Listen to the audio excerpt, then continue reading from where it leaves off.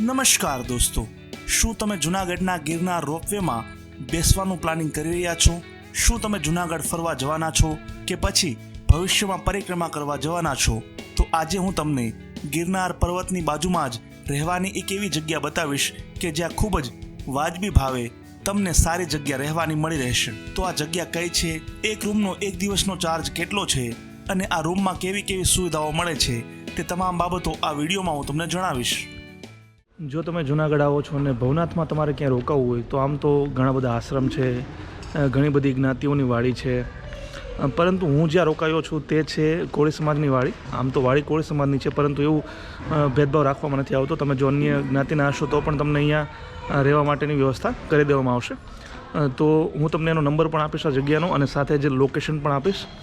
તો આ છે ગિરનાર પર્વત. આ બાજુ જશો એટલે આવશે સામે જે તમને દેખાઈ રહી છે શિવલિંગ મોટી, તે ભવનાથનું મંદિર છે.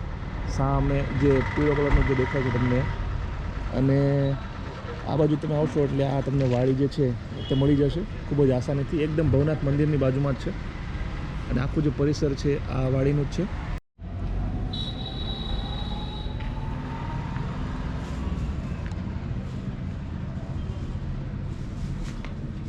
તો આપણી સાથે જે આખી જગ્યા છે એના કેરટેકર છે, તેમની સાથે વાતચીત કરીશું. તો પહેલાં તો જણાવો કે આપનું નામ શું છે? પપ્પુભાઈ મેર. તો પપ્પુભાઈ, આપણી આ જગ્યા છે એમાં અંદાજે કેટલા રૂમ હશે? 150 રૂમ છે. 150 રૂમ છે. 10 રૂમ એસી છે, બીજા 140 નોન એસી રૂમ છે. તો કોળી સમાજની જ્ઞાતિ છે, પરંતુ માની લો કે કોઈ બીજી જ્ઞાતિવાળાને રોકાવું હોય તો તમે પણ રોકાવા દો છો? બધી જ્ઞાતિને અમે ઉતારો દઈએ છીએ અમારે. તમારું જો પ્રોપર એડ્રેસ કેવું હોય, કોઈ જગ્યાએ કોઈ બહારની વ્યક્તિને આવવું હોય તો જરાક અમને કહેજો. ભવનાથ તરફદા કોરી જ્ઞાતિની જગ્યા વડલી ચોક જી, અને પાર્કિંગની સામે દત્ત ભગવાન ચોક. અચ્છા, તમારું કોઈ કાર્ડ મને આપશો તો હું એ પણ લોકોને દેખાડું, કે જેથી કોઈ વ્યક્તિ જો આવવા માગતો હોય ને અગાઉ ફોન કરી દે વ્યક્તિ, તો કદાચ એને જો કદાચ અવેલેબલ ન હોય તો ધક્કો ના થાય એમ, અને જો આવવું હોય તો કદાચ થોડી માહિતી પણ મળે. તો દોસ્તો, આ છે અહીંયા જગ્યાનું કાર્ડ, અને આ બાજુ ગુજરાતીમાં પણ લખેલું છે, તમને દેખાડી દઉં. તો આ પપ્પુભાઈ જે છે અહીંયાના મેનેજર, તેમનો આ નંબર છે, અને તમે જો લખેલું છે સમસ્ત તળપદા કોળી જ્ઞાતિની જગ્યા છે, અને એડ્રેસ પણ લખેલું છે ગિરનાર તળેટી, ભવનાથ, જુનાગઢ. તો ફોન નંબર પણ હું તમને જણાવી દઉં. તો અહીંયાના લોકલ ફોન નંબર આ છે, અને અહીંયા છે પપ્પુભાઈનો નંબર. તો તમે અહીંયા પણ આવી શકો છો. ખૂબ જ સારી જગ્યા છે, ખૂબ જ રિઝનેબલ રીતે તમને રહેવા મળે છે. અને જો તમે કોળી જ્ઞાતિના છો તો અહીંયા જમવાનું પણ છે. જો અન્ય જ્ઞાતિના છો તો તમને અહીંયા રહેવાની પણ સુવિધા મળી જશે. પરંતુ ખાસ વાત એ છે કે જૂનાગઢ આખા ગિરનારમાં એક જે કદાચ મને પણ ખબર નહોતી, કે જો તમે સિંગલ પર્સન છો તો તમને કોઈ આશ્રમ કે કોઈ વાડીમાં જગ્યા નહીં મળે. એનું કારણ એ છે કે ઘણા બધા લોકો એકલા આવતા હોય છે, પછી આત્મહત્યા એવું કરતા હોય છે, અને બીજા પણ કેટલીક વસ્તુઓ ચાલતી હોય છે. તો એક કરતાં વધુ વ્યક્તિ હોવા જોઈએ. પછી તમે બે પુરુષ હોય તો પણ ચાલે, સ્ત્રી પુરુષ હોય તો પણ ચાલે, બે સ્ત્રી હોય તો પણ ચાલે, પરંતુ કમસે કમ 2 લોકો હોવા જોઈએ. એક વ્યક્તિ જશો તો આખા તમને ભવનાથમાં કોઈ જગ્યાએ સિવાય કે કોઈ હોટલમાં તમને જગ્યા મળશે. બાકી કોઈ પણ ધર્મશાળા કે કોઈ પણ જ્ઞાતિની વાડીમાં તમને જગ્યા નહીં આપવામાં આવે. તો જો તમે અહીંયા આવો છો તો આ વાતનું ખાસ ધ્યાન રાખજો. હું પણ એકલો આવ્યો હતો, પરંતુ પપ્પુભાઈ છે તેમણે મને કીધું કોઈ વાંધો નહીં, મેં મારી ઓળખાણને બધું આપ્યું એટલે. પરંતુ જો તમે આવો છો તો 2 વ્યક્તિ ખાસ આવજો. તો જો જગ્યા, મારો જે રૂમ છે હું તમને દેખાડું. તો બીજા માળે મારો રૂમ છે. આમ તો પહેલો માળ છે, નીચેનો ગ્રાઉન્ડ ફ્લોર.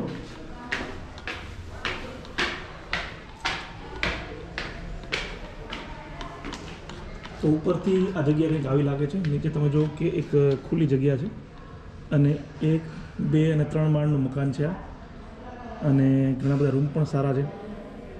આ બાજુ પણ છે, અને સામેનું જે છે તે પણ જગ્યા આ જ્ઞાતિની જ છે, જ્ઞાતિની વાડીની જ.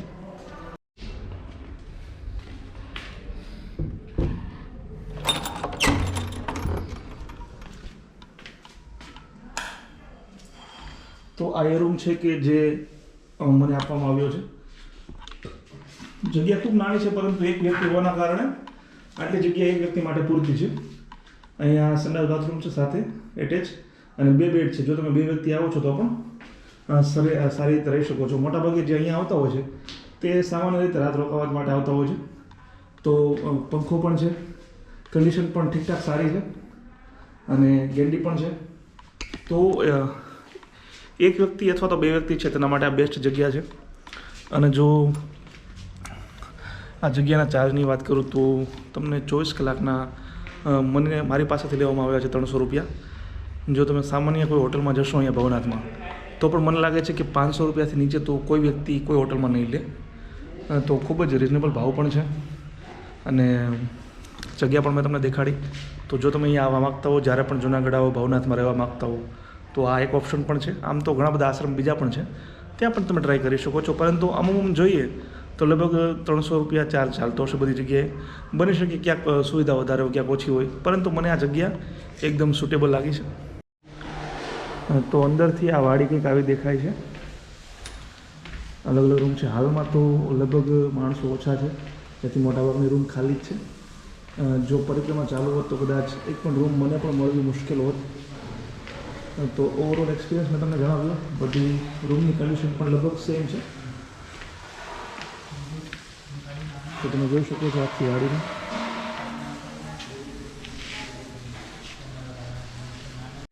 જો તમને લાગતું હોય કે ગિરનાર પર્વતની બાજુમાં આનાથી પણ વધુ સસ્તામાં રહેવાની કોઈ જગ્યા છે તો કોમેન્ટમાં જરૂર જણાવજો. અને તમારા કોઈ સવાલ હોય તો તે પણ તમે કોમેન્ટમાં મને જણાવી શકો છો. અને આવા જ વિડીયો આગળ પણ જોવા માટે મારી આ યુટ્યુબ ચેનલને સબસ્ક્રાઈબ કરવાનું ભૂલશો નહીં. જય જય ગરવી ગુજરાત, જય હિન્દ.